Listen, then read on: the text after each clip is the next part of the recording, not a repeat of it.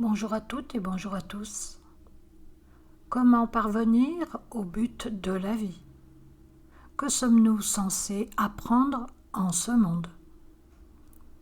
À l'époque actuelle, souvent appelé Kali Yuga, âge des ténèbres, est, selon les Écritures, paradoxalement celle où la libération est la plus accessible. Si vous refusez d'avancer sur ce chemin, aucun souci. Si vous acceptez, tout vous sera donné de surcroît. Tout dépend de notre investissement personnel. Le Seigneur n'attend rien. Il a l'éternité pour accomplir sa volonté. L'être humain évolue. Sa mission est, dans ce monde de dualité, de créer en lui le monde de l'unité. Cet âge de discorde ne reviendra qu'après des milliers, voire des milliards d'années, au terme de plusieurs cycles de l'univers. Le Kali Yuga représente une immense opportunité d'évolution pour qui choisit de progresser sur le chemin de la connaissance de soi. En effet, le Seigneur imprègne tout l'univers de ses innombrables pieds, mains, yeux et oreilles. Mais n'ayant pas conscience de cela, l'homme pense être l'auteur de ses actes et se livre à toutes sortes de méfaits, pensant que personne ne le voit. Or, le Seigneur voit tout et sait tout. On ne peut rien lui cacher. Il réside à l'intérieur et à l'extérieur de tous les êtres sous une seule et même forme. Bien que les hommes soient tous différents, Dieu est un et entier en chacun. De la même façon que le soleil se reflète dans un lac, dans un puits, dans un récipient empli d'eau, dans une rivière ou dans la mer, Dieu est présent dans les myriades d'êtres humains. Il est celui qui est très proche. Personne n'est plus proche de vous et ne vous aime davantage que lui, pas même votre mère ou votre père. Vous ne pouvez ignorer cela. Si vous voulez mener une vie exemplaire, prenez modèle sur les avatars. Lorsqu'un avatar prend forme humaine, ne vous méprenez pas en pensant qu'il est semblable à vous. Un avatar ressemble à un être humain, comme le fruit d'un cotonnier ressemble à une mangue, mais il est fondamentalement différent. Si Dieu s'incarne, c'est pour ramener l'homme sur le droit chemin, celui du Dharma, dont il s'est écarté. Tous les animaux, sans exception, suivent la loi de leur espèce et n'ont donc pas besoin d'avatar. C'est pour réhabiliter l'homme qui a abandonné toute droiture, qu'il a oublié son essence divine et a perdu son humanité, que Dieu prend une forme humaine. L'avatar vient pour protéger les bons, réformer les égarés et punir les méchants.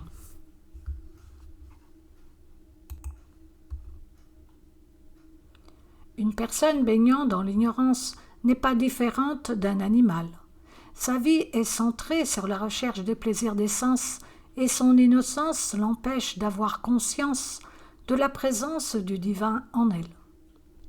Elle considère les éphémères joies terrestres comme le bonheur céleste, vit dans l'illusion et manque de discernement. Efforcez-vous d'être un véritable être humain en vous débarrassant de vos caractéristiques animales et en prenant conscience de votre vraie nature, qui est la nature divine. Peu après sa naissance, l'enfant Jésus reçut la visite de 3 rois. Le premier déclara qu'il aimerait Dieu, le second qu'il serait aimé de Dieu, et le troisième qu'il était Dieu lui-même.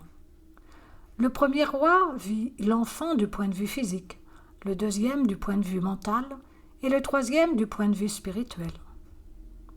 Leur déclaration donne les étapes à suivre pour progresser du niveau humain au niveau divin. Pour y parvenir, il vous faut vous débarrasser de vos caractéristiques animales. Faites grandir en vous, param prema, l'amour infini pour le Seigneur, dont il est l'incarnation. N'ayez jamais aucun doute, aucune hésitation, aucun questionnement en ce qui concerne l'amour du Seigneur pour vous. Vous vous lamentez en disant « Pourquoi ne me parle-t-il pas ?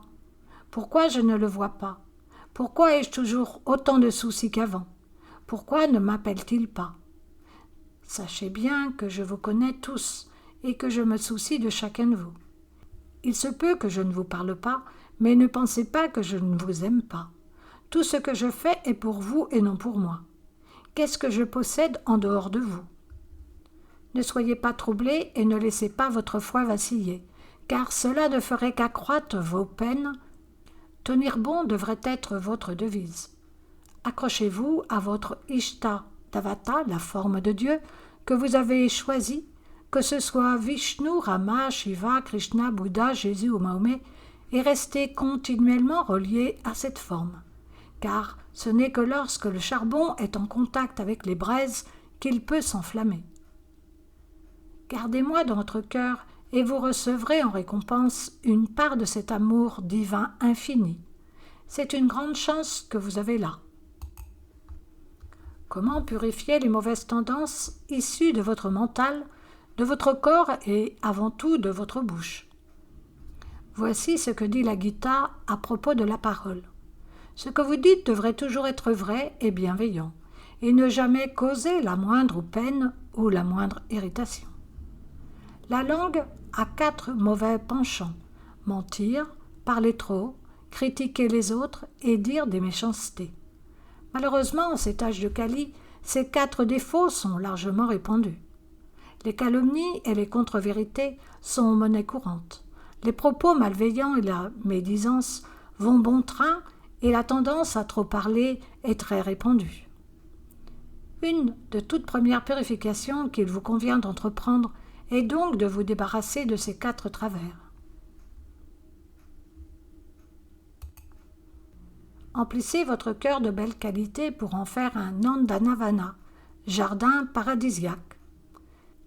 Si vous voyez une personne heureuse, vous devriez vous réjouir de son bonheur, et lorsque vous voyez quelqu'un de malheureux, vous devriez compatir à sa souffrance.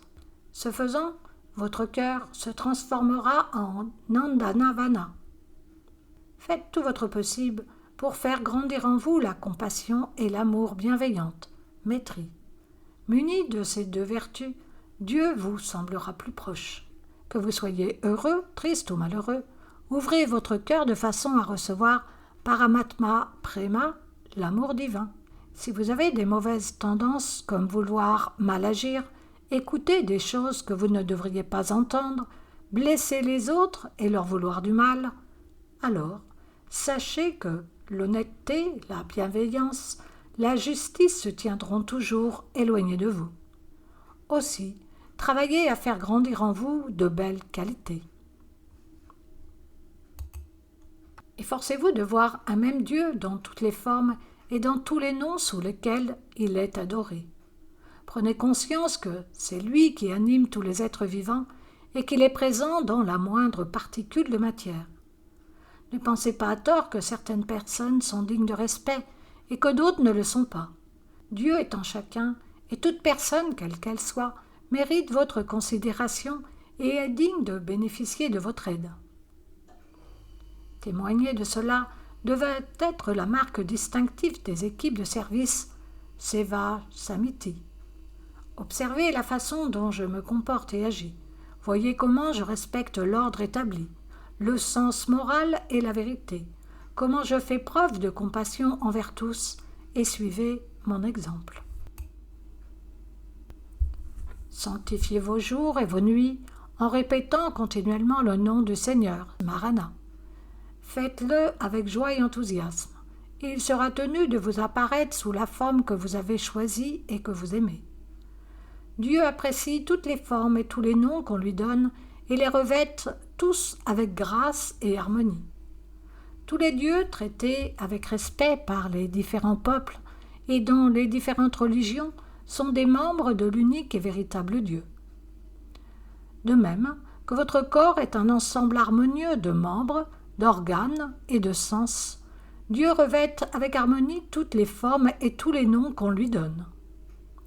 Seuls ceux qui n'ont pas conscience de sa gloire s'obstinent à ne l'adorer que sous un nom et une forme, et, ce qui est pire, à condamner le choix des autres. Puisque vous, qui êtes ici présents, faites tous partie de l'organisation de Dieu, je me dois de vous mettre en garde contre ce genre d'obstination stupide. Ne dites jamais que vous êtes adepte d'une religion spéciale et différente de ceux qui prient le Seigneur sous une autre forme et sous un autre nom, car, ce faisant, vous mettriez des limites au Dieu illimité que vous louez. L'oiseau Shataka, qui est un oiseau mythique, se nourrissant uniquement d'eau de pluie, tombant directement dans son bec. L'oiseau Shataka, dis-je, supporte patiemment les temps difficiles avant de pouvoir s'abreuver directement de l'eau pure tombant du ciel. Dès qu'apparaît un nuage noir à l'horizon, il file vers lui à tire-d'aile. L'eau abonde dans les étangs, les lacs et les fleuves, mais le Shataka refuse de boire leur eau impure. Il attend la pluie pure du mois de Kartik, se situant entre octobre et novembre, selon le calendrier hindou, et il n'en veut pas d'autre. Il est intrépide et n'a peur ni de la foudre ni du tonnerre. Il ne s'abreuve que de l'eau pure qui tombe des nuages, et tout en étanchant sa soif, il chante joyeusement. Le Shataka est un exemple d'amour pur. Tout véritable disciple devrait prendre exemple sur lui et supporter avec courage les épreuves afin de réaliser Dieu. Ayez la même détermination que cet oiseau et comme lui supportez les difficultés et les épreuves. Ne cédez pas aux attraits et aux illusions du monde, et vous ferez l'expérience de l'extase ultime. Ce n'est qu'en surmontant sereinement les épreuves de la vie que l'on peut recevoir la grâce divine. La vie est faite de haut et de bas, de joie et de peine. Ces différentes expériences que vous traversez servent à marquer votre progrès. Une vie dépourvue de difficultés et d'épreuves serait triste et insipide, n'est-ce pas? On ne peut être heureux sans posséder la paix intérieure. L'homme doit être en paix sur le plan matériel, psychologique et spirituel. La paix ne se trouve pas à l'extérieur, mais à l'intérieur de vous. Chacun de vous est une incarnation de la paix. Ne vous laissez pas abattre par les difficultés inhérentes à la vie et supportez-les avec courage et patience. Votre vie ne vous a pas été donnée uniquement pour profiter des plaisirs terrestres, comme un animal. Elle ne prend son sens que lorsque vous accédez à la paix qui se trouve au fond de votre cœur. Et pour terminer, une prière de pure intention. Samastaloka Sukhino Bhavantu, Samastaloka Sukhino Bhavantu, Samastaloka Sukhino Bhavantu. Shanti, Shanti, Shanti. Que tous les êtres de tous les mondes puissent être heureux. Paix, paix, paix. Merci à vous d'avoir pris le temps d'écouter cette vidéo. Je vous dis au revoir et namasté.